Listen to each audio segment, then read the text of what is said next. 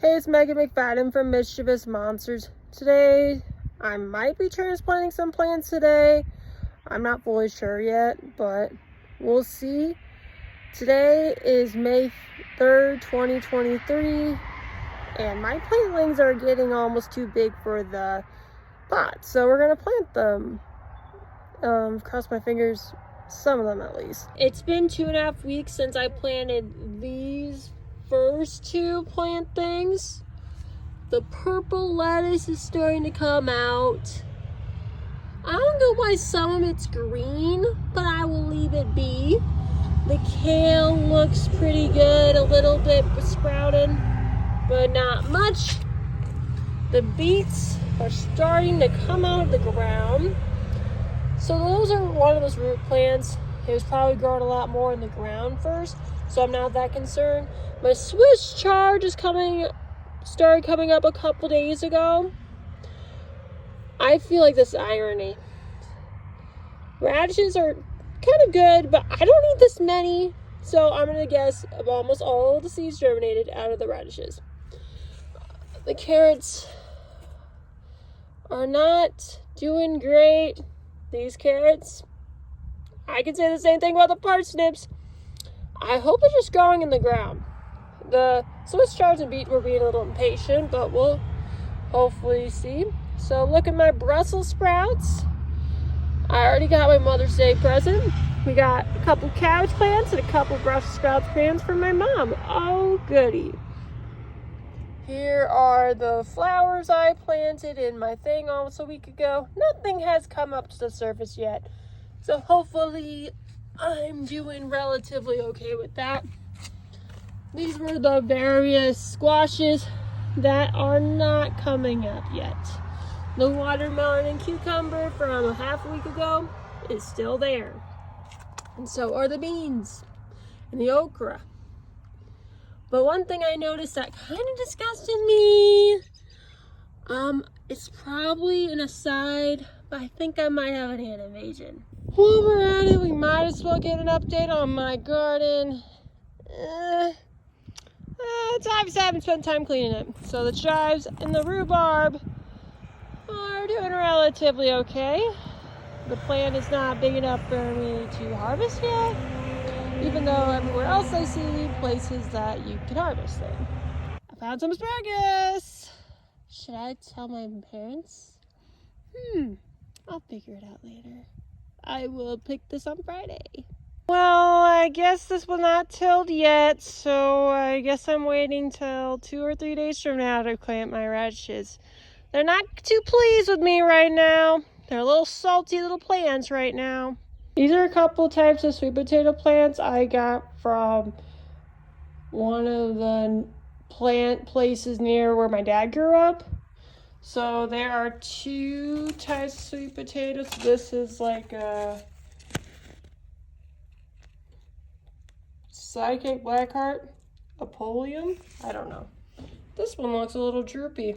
I need to plant this ASAP because this fell out of the pot fell out on a rainy day. So this will be one of the 2 things we do today. And the other one is a marguerite thing. So that will need to be planted today because that is not pleased with me. Here's a leftover Easter lily from church, and I'll probably plant this sometime this weekend. This is a potato plot I found on Amazon. So you can even see how it's growing. So I need to plant this probably today, so that plantling doesn't die. There should be enough rocks for these pots. So normally on the bottom of pots you put rocks, or else when it's like windy outside or rainy, it tips over very easily and then the flowers die. Or in this case, sweet potatoes. Step number 1, before we put the rocks down, I'm putting some type of nutrients in it, / things, so the rocks don't get all over my deck. I'm gonna put a little bit more corn husk in there. If you look at my yard, it's a total disaster, but we'll just reuse some of those corn husks and put them in my pots so they can go away. The next step is to put rocks in the bottom. So normally I'd put some bigger rocks in there, but A, this is gonna have a lot of soil in it. And B, I'm being innovative today because I don't want to go to the rock pile right now when I don't have much time to do this. This normally wouldn't be my next step, but these are 5-gallon containers. They're gonna be too heavy for me to lift up here. So I'm just gonna put them on my deck for now. And then I'll put the soil up here. Normally, you don't do this because it'll just dirty your deck. But this is too heavy for me to lift up after that. The next step is to put the potting soil in the pots. Look at the elegant job I did. Just kidding, there's a humongous mess. Next, I had to put the plants in the pot. This took like 2 things of potting soil, like 1 per. That's can get expensive after a while. When you're planting plants, don't be offended to plant some of the leaves. That's good for many plants. Sweet potatoes are root vegetables, so you want it to grow in the ground. This is how you get a plant out of a pot. It's kind of hard to do with 2 hands, but you pinch these sides and then it'll eventually come out. And just be careful with sipping it out after you get it popped. All done. One thing I noticed, these handles are not at all sturdy. They're gonna easily rip. So you need to be careful when you carry these around. It's all watered and happy now. Now you can't complain about being out of the pot. Sweet potatoes. When your faucet's doing that, that means you didn't turn it off all the way. So just squeeze a little more. And now it's off. I forgot to show you what I got from Menards. So these are 2 things of 6-foot bamboo stakes, 6 things of 4-foot bamboo stakes. The 6-footers are going to be for the Brussels sprouts. The 4-footers are for things like tomatoes and peppers. I also got 20-gallon buckets. They're pretty cheap for like $3 each. And my dad helped me put some holes in half of them. So I got 20. For some reason, I found 1 or 2 3.5 gallons, so I don't get what their logic was when there was almost 400 5-gallon pails by there. I got a couple things of plant labels, and if I run out, these are the last of the things I'm gonna plant or buy. I found 1 more thing of mixed greens, but this is gonna be it. Celery, butternut squash, 1 more type of beet, a couple of fancy gourds, spinach, a funny looking cucumber, collard greens, honeydew, 1 more type of cucumber, and another gourd. In seedling pack 1 of 2 with the 5 trays, we're gonna do broccoli cauliflower combo. So this is Sicily Violetta cauliflower. So pretty much purple cauliflower. Sun King hybrid broccoli, snowball cauliflower, which is pretty normal, and purple sprouting broccoli. A nice combo.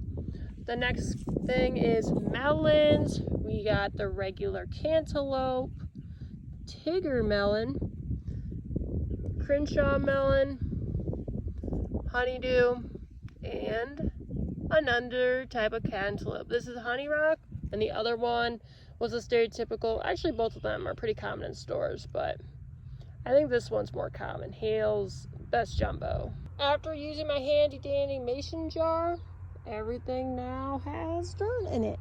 Next, you do the classic finger trick, so you make a hole for every single seed so they can go in. This is what the Deciso broccoli seeds look like. This is what the purple cauliflower seeds look like. They look very pretty. This is the Sun King hybrid broccoli. It's kind of cool to see the differences between the 2. This looks a little redder. The purple cauliflower seemed a little pinker. This is the snowball cauliflower.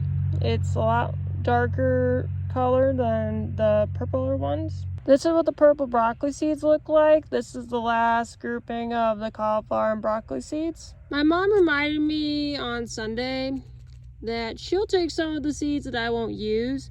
So she likes broccoli and cauliflower, so I'll consider this part of her Mother's Day gift, besides the couple of the cabbage plantlings and the Brussels sprout plantlings she already wants that are already ready to go. Just as a reminder, you to save on plant labels. There's 10 in a set. You put one on one corner and one on the back corner, and you can just use 10 per thing. Here's what Hale's Best Jumbo cantaloupe seeds look like. This is a humongous ripoff.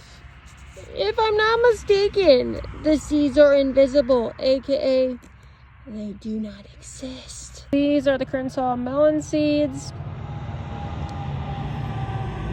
And I am confused. I'm assuming these seeds are more expensive because it's the same price for not as many seeds. Here is some honeydew action right here. I don't get why that cantaloupe thing had 1,000,000 seeds and the rest of them did not, and they're the same price. But this is the honey rock cantaloupe. Since our beautiful tiger melons were non-existent, we're gonna plant something a little irrelevant or different from the melons. So they only had like 5 of them. So this is a Chignoa beet. I got this at Menards kind of recently. This is what the seeds look like. Extremely different from these. One thing I find cool about these seedlings is pretty much no matter what it is, a good chunk of them look like 4-leaf clovers, especially the radish. The beets and Swiss chard, they look pretty similar. The kale and lettuce, they kind of look like little clover looking things. And the Brussels sprouts and cabbage look kind of like that. But nope, radish, Brussels sprout, a lot of them are in the same family. My dad just called needing a ride, so I have to get going. I just finished watering all the new plantlings and the ones I planted earlier. Thanks for watching. Please subscribe to my YouTube channel if you haven't already. Stay tuned for tomorrow. I will plant some more things then and hopefully do some more things sometime this weekend. Bye.